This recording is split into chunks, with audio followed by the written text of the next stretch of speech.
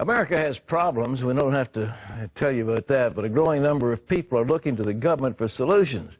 But Republican Senator Jim DeMint says this is a mistake. He says Americans need to make tough decisions now in order to preserve their freedom in the future. Expand government's role in health care, but promise affordable private insurance.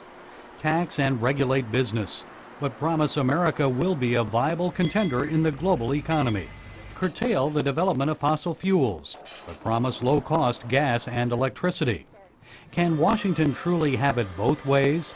Republican Senator Jim DeMint warns it cannot. In his new book, Saving Freedom, DeMint says the United States has become a society willing to trade its freedom for the security of ever-growing federal control. He warns America is sliding towards socialism and says growing government dependency thwarts people's motivation to work and creates a victim mentality. DeMint contends that today's mindset goes against what our country was founded on. America was not made great by legislative process or bailouts, he says. America became great because her citizens were great. We are being faced with a mind-numbing agenda of reform that's going on in Washington right now. It is more extensive than anything since the New Deal in the early days of the Roosevelt administration. And joining us now is Senator Jim DeMint from South Carolina. Senator, when did we turn the point from freedom to socialism? Well, there have been bits and pieces throughout our history as a country, but the real turn came, and I write about this in Saving Freedom, is during the Great Depression, when Americans were told that our free enterprise system failed us and we needed more government. And that's when the government implemented Social Security, expanded protections of unions, and began a process that has continued where the government was taking over more and more of our lives.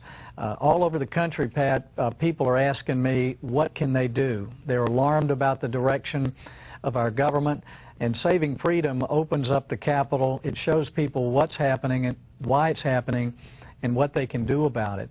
And I talk a lot about the principles of freedom and how they work. And at the very foundation of our freedoms are the Judeo-Christian values, which have been translated in the principles that make our economy work, our political system work, and our culture work. And unfortunately, the federal government over the last several decades has tried to purge those values from our system, and then we still expect freedom to work. Christians need to know that that's not true, and they have a vital part in turning this government around. This election of Al Franken in Minnesota supposedly gives the Democrats a 60-vote non-filibusteral majority in the United States Senate. It seems like there's a steamroller. What can you do to stop it? There's one party now that controls everything.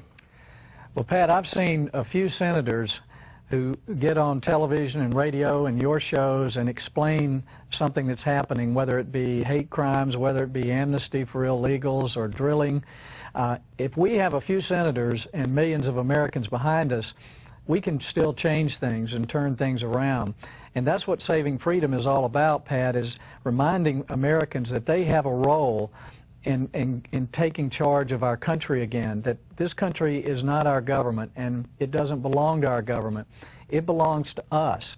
And particularly Christians have been told that there needs to be a separation of church and state, and that's been translated to mean that Christians need to stay out of public life. But we need to remind the folks in Washington that it was our values and principles that made this country great. And millions of Americans can still call and email, go to tea parties. They can demonstrate in front of congressional offices when a congressman doesn't vote right. But Americans need to take charge. But we shouldn't forget that one person can make a big difference. And I've seen it. And the whole point of Saving Freedom for me is calling on Americans to help me. I don't have the numbers to change things in Washington unless Americans stand up and get behind me. What happened to the Republican Party in the last election? The Republicans dominated everything. They had the Congress, they had the White House, they had a great deal, but they lost it. Why? Yeah.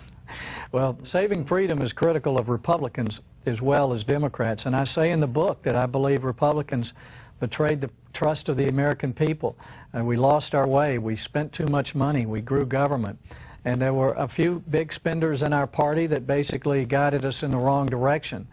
But I don't think there's anything wrong with the Republican Party out across America. They still believe in limited government and individual responsibility and free enterprise and constitutional rule of law, as well as a Judeo-Christian value system.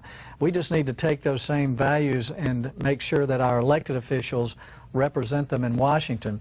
So it's time for a new Republican Party here in Washington, and it's time for Americans to remind all of their elected officials that this country is not about big government, and that's not what made us great, that's not what made us good.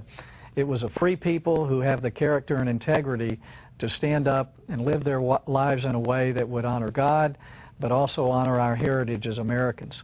Well, a very courageous senator, Senator Jim DeMint from South Carolina. The new book is called Saving Freedom. So it's available. Just come out on bookstores across the nation. Senator, we appreciate you being with us.